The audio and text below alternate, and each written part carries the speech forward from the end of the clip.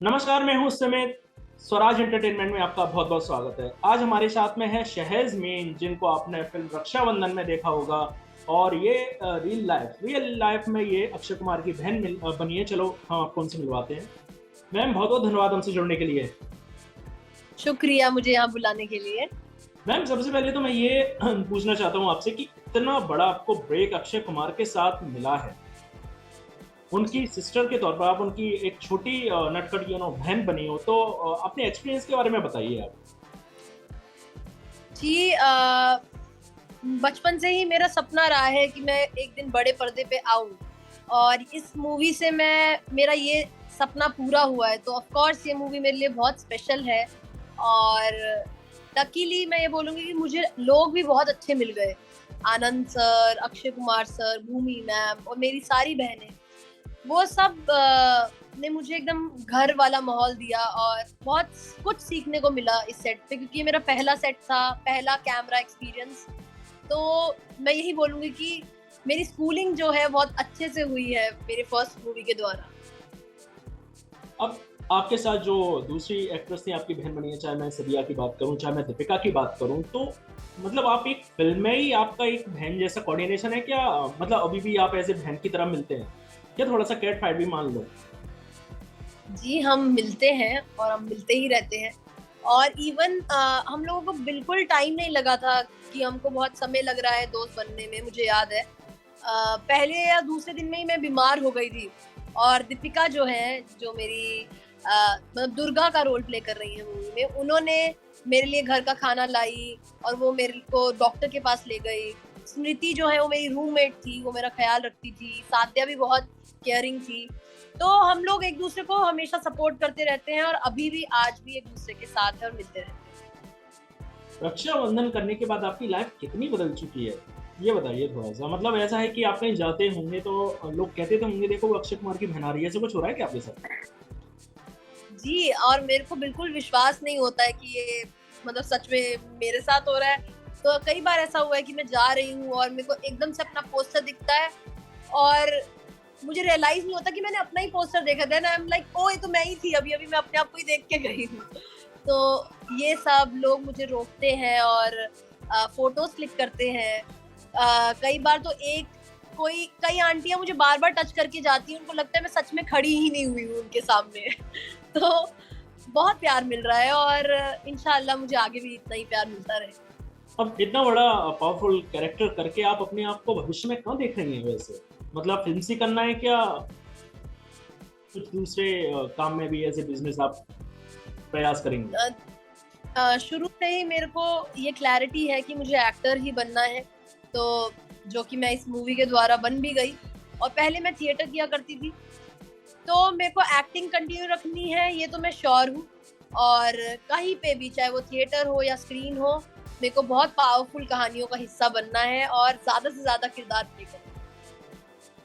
कुछ सेट पर अक्षय कुमार की ऐसी कुछ कुछ ऐसी एक्टिविटीज़ हुई हों जो शायद हमको नहीं पता, वो आपको पता है, तो थोड़ा आप शेयर कीजिए अक्षय कुमार के बारे में ऑन ऑन सेट कैसे थे?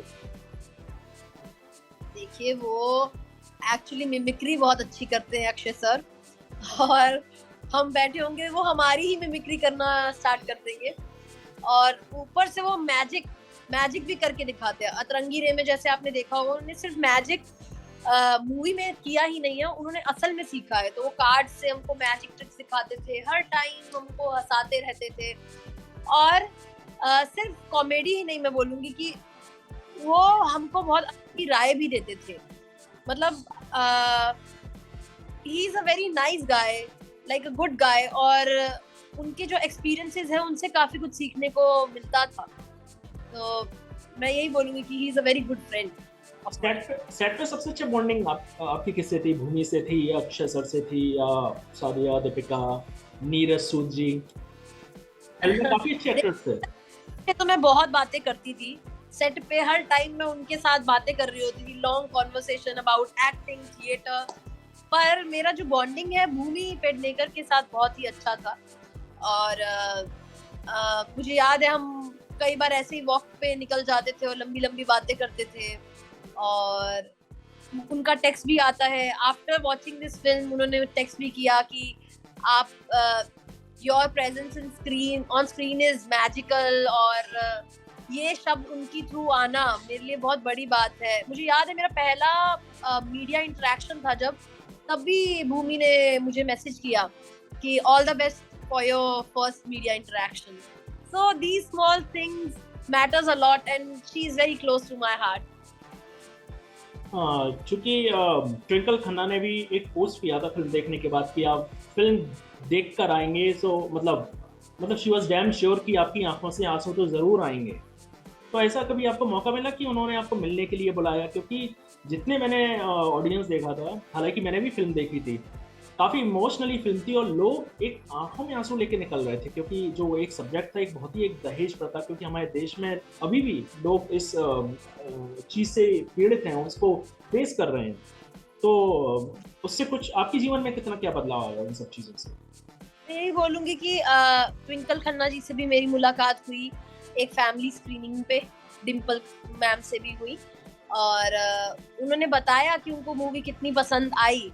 और मुझे याद है मैं ऐसे ही और भी स्क्रीनिंग्स पे गई थी जहाँ पे काफ़ी लोगों से हम लोगों को डायरेक्ट मिलने का मौका मिला, और एकदम से हम लोग एंड में जाया करते थे जब सारे लोग मूवी देख रहे हैं उसके एंड में। तो दे वर लाइक कि so emotional and loving us that you made us cry ऐसा करके आपने तो रुला दिया, और फोटोज क्लिक करवा रहे थे हम लोगों के साथ, बहुत प्यार कर रहे थे। एक आंटी ने तो पता क्या किया, ऐसे बैठी हुई, हाय oh boy she was literally मेरे गाल को खींच के मुझे बॉय कर रही थी, और वो विश्वास नहीं कर रही थी मैं वही लड़की हूँ जो स्क्रीन पे मैं ऐसे लड़का बन के घूम रही हूँ। तो बहुत प्यार, बहुत दुलार इस मूवी के थ्रू मुझे मिला, और ये मूवी बहुत घरेलू फैमिली वाली है, तो ऑफ कोर्स इसका भी बहुत फायदा हुआ। आपके रियल लाइफ में भी वो क्या टॉम बॉय टाइप की हैं? मतलब एक आपका कैरेक्टर सरस्वती, आई थिंक वो एक रियल लाइफ में जैस्मीन से कितना मिलता जुलता है? जी, मैं ये बोलूंगी कि वो कैरेक्टर जो है चांदनी चौक की लड़की है वो, बट वो एक लड़के जैसे बॉडी कैरी करती है। आप भी दिल्ली से हैं?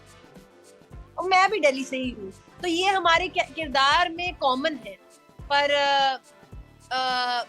मेरे बाल हमेशा लाइफ टाइम मतलब लाइफ लॉन्ग लंबे रहे हैं, और फॉर द फर्स्ट टाइम मैं इस मूवी के लिए अपने बाल कटवाने जा रही थी, और मतलब लाइक अपने आप को छोटे बालों में देखने जा रही थी। मतलब बाल मैं कटवाया करती थी, बट छोटे बालों में मैंने अपने आप को कभी नहीं देखा। तो मतलब एकदम अलग रूप में देखना, अलग कपड़े मेरे, मुझे बहुत ही मजा आया वो किरदार निभाने में।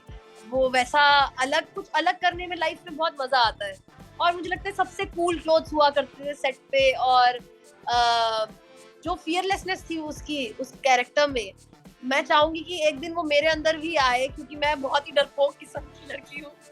पर हाँ, बहुत ही फन था, एकदम अलग लुक रखना और वैसे कपड़े पहनना। मैं मिस करूंगी उस सरस्वती को प्ले करना।